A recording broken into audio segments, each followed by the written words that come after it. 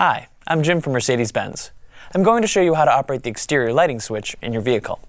The switch for the headlamps and other exterior lights is on the dashboard, on the far left side. You can rotate it to several positions. The off position is when the switch is straight up, pointing at the zero. Turn the switch one position to the right, so it points toward the word auto for automatic operation.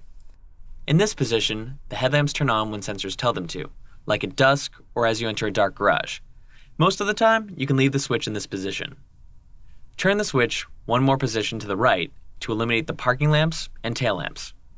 In some states, it's illegal to drive with only the parking lamps on. Turn the switch all the way to the right to turn on the headlamps. The parking and tail lamps also remain on. Since the automatic light sensor can't detect fog or rainy days, you should use this position in poor weather to help other drivers see your car. The front and rear fog lamps are each turned on by pulling the knob outward. One click for the front fog lamps and a second click for both the front fog lamps and the red rear fog lamp. The switch needs to be turned to the headlamps on position first. You should limit their use to foggy conditions, especially the rear fog lamp, so their brightness doesn't bother other drivers. If you've parked on the side of a road and wish to make your car more visible to other drivers, rotate the switch toward the left. Each of these two positions will turn on the left or right standing lamps, but only when the ignition is turned off. Standing lamps light up the parking and tail lamp on one side of the car only.